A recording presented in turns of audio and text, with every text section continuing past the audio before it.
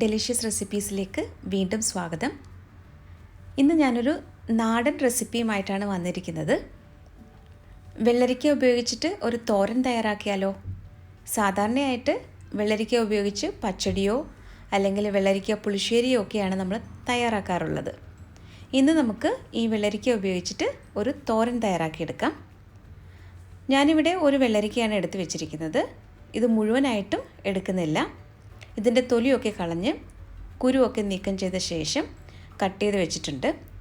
ഇനി നമുക്കിത് വളരെ ചെറുതായിട്ടൊന്ന് കട്ട് ചെയ്തെടുക്കണം. ഇതിലേക്ക് കുറച്ച് ഉപ്പ് കൂടി ചേർത്ത് നന്നായിട്ടൊന്ന് മിക്സ് ചെയ്തെടുത്ത് മാറ്റി വയ്ക്കാം. ഒരു 10 മിനിറ്റ് നമുക്ക് ഉപ്പൊക്കെ നന്നായിട്ട് തിരുമ്മിയ ശേഷം ഒന്ന് മാറ്റി വയ്ക്കണം. ഈ വെള്ളരിക്ക മുഴുവനായിട്ടും ഞാൻ ഈ തോരൻ തയ്യാറാക്കാനായിട്ട് എടുത്തിട്ടില്ല. 4 കഷ്ണം വെള്ളരിക്ക ഞാൻ മാറ്റി വയ്ക്കുകയാണ്. ഇനി നമുക്ക് ഈ തോരൻ ആവശ്യമായിട്ടുള്ള ഒരു അരപ്പ് തയ്യാറാക്കി എടുക്കണം. അപ്പോൾ അതിനു വേണ്ടി 3/4 കപ്പ് തേങ്ങയാണ് എടുത്തിരിക്കുന്നത്. ഇതിലേക്ക് 1/4 ടീസ്പൂൺ മഞ്ഞൾപ്പൊടിയും 2 പച്ചമുളകും 4 ചെറിയ ഉള്ളിയുമാണ് ചേർക്കുന്നത്. ഇനി ഇതിലേക്ക് ഒട്ടും തന്നെ വെള്ളം ഒഴിക്കാതെ ഒന്ന് ചതച്ചെടുക്കണം. ഒരു കടായിൽ കുറച്ച് വെളിച്ചെണ്ണ ഒന്ന് ചൂടായി വരുമ്പോൾ 1/2 ടീസ്പൂൺ കടുക് ചേർത്ത് കൊടുക്കാം. കടുക് നല്ലതുപോലെ ഒന്ന് പൊട്ടി വരുമ്പോഴേക്കും 1/2 ടീസ്പൂൺ ഉഴുന്ന് പരിപ്പും കൂടി ചേർത്ത് കൊടുക്കാം. വളരെ പെട്ടെന്ന് തയ്യാറാക്കിയെടുക്കാൻ പറ്റുന്ന നല്ല ടേസ്റ്റി ആയിട്ടുള്ള ഒരു നാടൻ തോരനാണിത്. ഞാനിതിലേക്ക് 2 ഉണക്കമുളകും കുറച്ച് കറിവേപ്പിലയും കൂടി ചേർത്തിട്ടുണ്ട്. ഇതെല്ലാം നന്നായിട്ടൊന്ന് മൂപ്പിച്ചെടുക്കാം. അതിനുശേഷം നമുക്കിതിലേക്ക് വെള്ളരിക്ക ചേർത്ത് കൊടുക്കണം. ഇത് 2 കപ്പ് വെള്ളരിക്കയുണ്ട്. ഇതിൽ ഒരുപാട് ജലാംശം ഉള്ളതാണ്. അതുകൊണ്ട് നമുക്കിതുപോലെ ഒന്ന് പിഴിഞ്ഞിട്ട് വേണം കടായിലേക്ക് ചേർത്ത് കൊടുക്കാനായിട്ട്.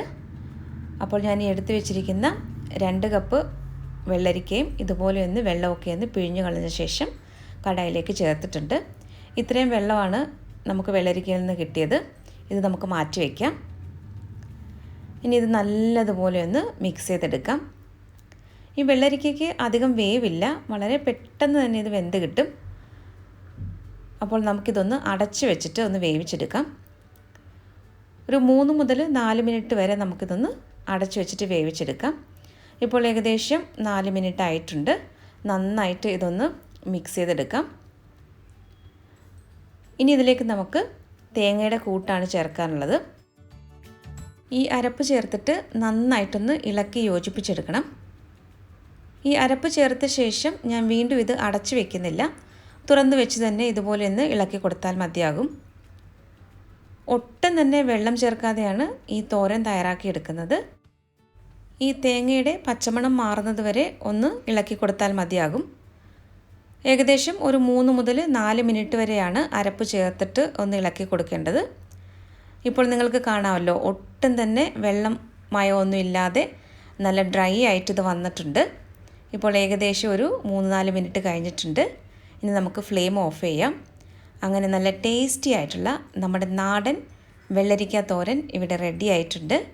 അപ്പോൾ ഈ രീതിയിൽ നിങ്ങൾ തയ്യാറാക്കി നോക്കിയിട്ടില്ല എന്നുണ്ടെങ്കിൽ ഒരു തവണ ഒന്ന് ട്രൈ ചെയ്ത് നോക്കണം. അപ്പോൾ നമ്മുടെ റെസിപ്പികളൊക്കെ ഇഷ്ടമാകുന്നുവെങ്കിൽ നമ്മുടെ ചാനൽ കൂടി ഒന്ന് സബ്സ്ക്രൈബ് ചെയ്യാൻ മറക്കരുതേ. മറ്റൊരു നല്ല റെസിപ്പിയുമായിട്ട് വീണ്ടും വരാം. താങ്ക്